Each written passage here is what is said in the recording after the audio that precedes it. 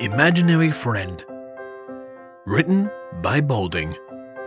Requested by HKH4 aka Texture.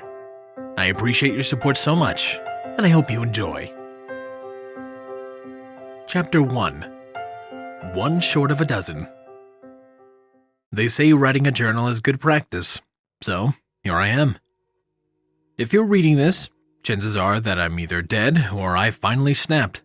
Regardless, as you read the entries of this book, you'll most likely come to the conclusion that I'm crazy. Know this, I'm far from it. Like the usual drones of society, I too had a job, a home, and people I deemed friends. If you had met me in person, you would have considered me what people call normal.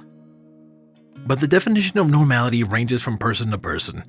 Some people find ingesting worms to be normal, while others find it to be disgusting and vile. The point I'm trying to get at is that I'm not normal, and neither are you. The things I see, however, even I know they're not right. You see, I can see these sorts of ghosts, if you will. No, I'm not going Sixth Sense on you, but it is something oddly similar. What I see are ponies. Not your usual miniature horse kind of ponies, but small, marshmallowy cartoon ponies. It sounds messed up and just plain stupid, but I can't deny what I've been witnessing all these years. The things about these ponies that they live among us, playing, laughing, working, you think they're almost human. I watch them every day, walking by without so much as batting an eye my way. They don't seem to acknowledge me, no matter what I do. It's safe to assume that they are like their human counterparts. They have no way of seeing or hearing us. That is, until I met her. It was just like any other day. I woke up at 4 in the morning, took a shower, ate some breakfast, and headed down to the street for work. Surely enough, the early morning ponies were up and about, roaming the block, performing their daily routines. It was something I was used to and, to be blunt, didn't care about now. As I opened the store's front door, I flipped the switch and let the light fill the room. The motes of dust floated in the dim light, leaving an empty feeling to the place. With a heavy sigh, I threw on my apron and rubber gloves before starting my workday. I was the porter of a small, family-owned bakery. Every day was the same. Clean the shit off the bathroom walls, make sure the store's dining and display rooms were clean enough to eat off the floors. Not that it stopped the usual pigs that rolled by there.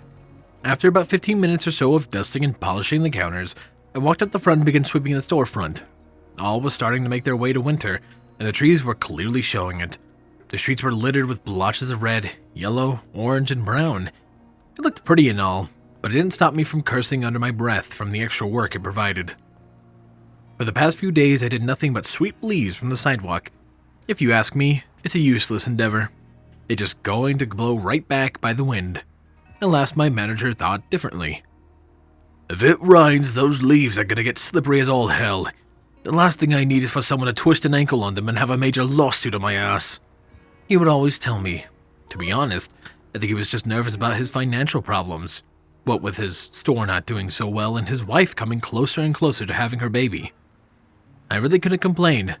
Had it not been for that man, I'd still be out on the streets, eating out of garbage cans and fighting with other hobos for a place to sleep. A few years back, I used to scavenge through his trash cans for leftover pastries and goods until he finally caught me. Instead of shooing me off or beating me like a wild animal, he gave me a proposition. He was to give me a job and a place to stay, and I in turn would stop eating out of his trash. Of course I took the offer, which led me to today. Anyway, as I swept away the leaves and continued cursing under my breath, I watched as the ponies performed their usual tasks. It's strange to watch, really. When one of them would lift something, I wasn't able to see the object, but their facial expressions and body language clearly showed it. It's kind of like watching a mime, even if mimes really freak me out. As my eyes gazed around the street, I began to drift off, imagining what their world would look like and how easy they had it. One in particular stood out, however. Every day when I opened the store, there was a pink mare that would like to roam the area, sniffing at the ground. She was a unique character, so say the least. Her fluffy cotton candy-like mane really ravaged my mind. It was messy but well kept at the same time. The mare was always cheery, much like her equine friends, but that wasn't what made her stand out. I could swear that every so often the mare would meet my gaze, almost as if she sees me. Hey, Vincent. I nearly jumped out of my skin at the mention of my name. My manager was notorious for popping up when someone was slacking off, and I swear it was some kind of spidey sense or something. "Oh, morning, Mr. Ofa," I grunted, failing to sound even the slightest bit awake. "How's everything going?" The short, chubby man removed his hat with a grimace plastered across his face. I felt my heart sink whenever Mr. Ofa did that. There was something amiss, and I was about to get the short end of the stick. "Eddie called me last night. He quit to move on with his culinary career." And into the pit of my stomach went my heart. And he was the baker of the store. The only baker. Even though Mr. Alpha owned the place, he didn't know the first thing about baking. He knew everything when it came to statistics, like money managing and sales, but the actual baking job itself flew straight over his head. "It doesn't help that my wife broke her water last night either." He let out another disgruntled sigh before shaking his head. "I'd hate to do this to you, but I need you to take care of the store today." Shaking my head in bewilderment, I tried my hardest to convince him otherwise. "Mr. Alpha, why not just close the store for the day?" I pleaded. Porting was the only thing I knew how to do. There was no way in hell I could bake. Placing his hat back on his head, he gave me a disheartened sigh. "I can't afford to close the store, even for a day. Look," he assured, placing his hand on my shoulder. "I trust you. The instructions on how to make the morning bread are written on a piece of paper over the counter in the kitchen. God knows it's the only thing we sell nowadays." Before I could even retort, he climbed into his car and drove away.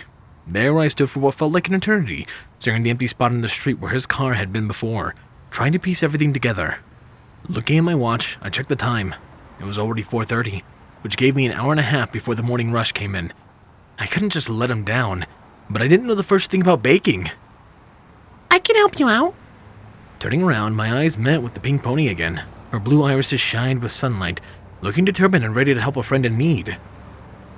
I checked all around me. Usually the ponies interacted with one another, and I got caught between it.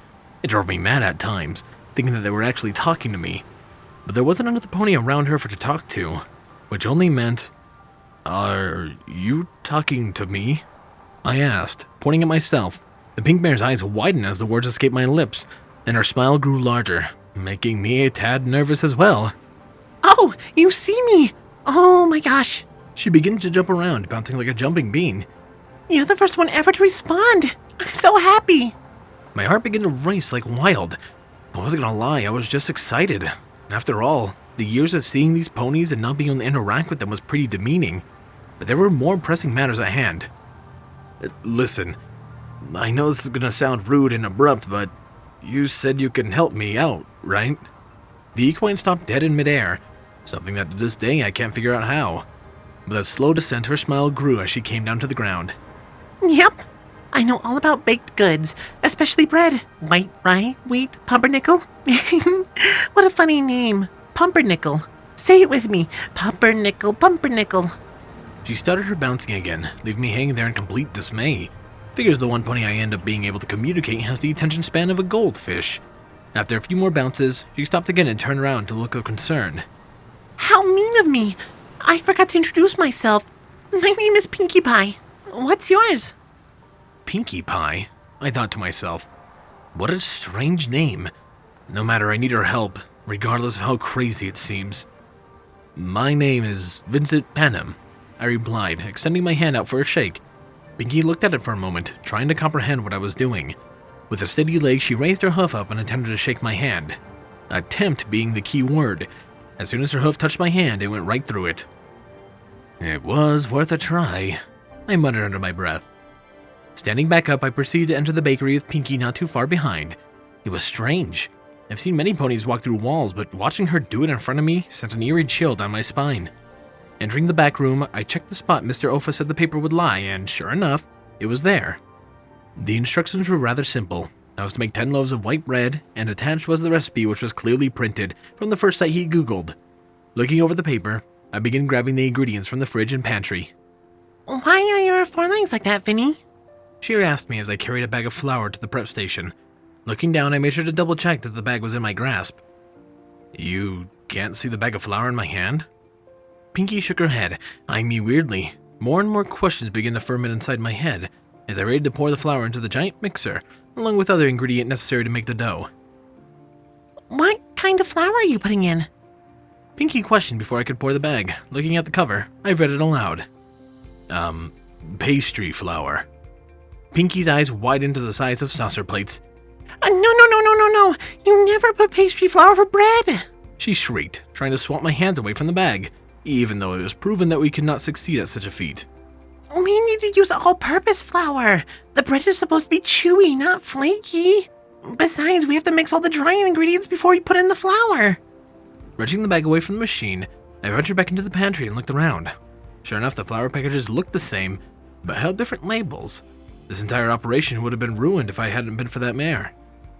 I don't want to bore you with the details on how to make bread, that I am too lazy to write it out, but I have to say, Pinkie Pie certainly knew how to bake, even if she's a horse. Also, a note to those who read this, don't call them horses. If Pinkie could actually make contact with me, I would have had my ass hoofed to me. Apparently it's a racial slur of some sorts. Like call it... I'm not finishing that. I'm not racist. Once the time rang, I pulled the bread from the oven and proceeded to cut them into slices before bagging them. The bell on the front door rang as I finished packaging the last loaf, so I grabbed it and headed to the sales floor. An elderly man no less than 70 walked in, showing clear signs of struggle as he held a cane for support. "Good morning, Mr. Jennings," I naturally greeted. He wore a weary smile as he grabbed the counter to hold himself up. The old man came in every day, bought a loaf of bread, and wobbled back to his apartment 4 buildings down the street. He was a good man. He always gave me a tip for keeping the place spotless. I honestly think he just wanted to get rid of his money because he had nothing else to do with it, being so old. "Morning, Vinny," he croaked, bearing a toothless grin. "Where's Eddie? Is he sick today?" I rubbed my shoulder awkwardly, trying to figure out how to tell this man his favorite baker was gone for good. Who's he? Piped a squeaky voice behind me. I'd completely forgot about Pinkie Pie. "Eddie is no longer with us," I said, wearing an uneasy expression as I ignored Pinkie. Mr. Jennings' eyes widened, completely taken off guard. "I'm so sorry to hear that. I was certain I would end up going before he did." It took a moment to realize what he said, and when I did, I couldn't help but to slap myself for it. It's okay, Vinny. He's in a better place now. Pinkie cooed, trying to soothe my pain with a stroke of a hoof across my leg. So badly did I want to swat her away. She wasn't making the situation any better for me. No, Mr. Jennings, Eddie quit." He began to chuckle at the misunderstanding before slapping the counter. "Boy, you had me going there for a moment." He laughed, trying to regain his composure. "Well, I guess I'll be off then. I know Olfa can't bake to save his life, so I won't eat anything he makes." As he grabbed his cane again, I reached into the bag of bread and pulled out a slice. I couldn't let one of the biggest customers just leave and never come back. Actually, I made a bread today. I saw Pinkie Pie throw me a glare out of the corner of my eye before I could finish my statement. With some help, of course. The old man grabbed a slice and bit into it. With a small amount of teeth he had left, for what felt like forever, he stood there, chewing away at it, his indifferent expression changing into a relieved one. "Wow," was all he said. I didn't know what to feel.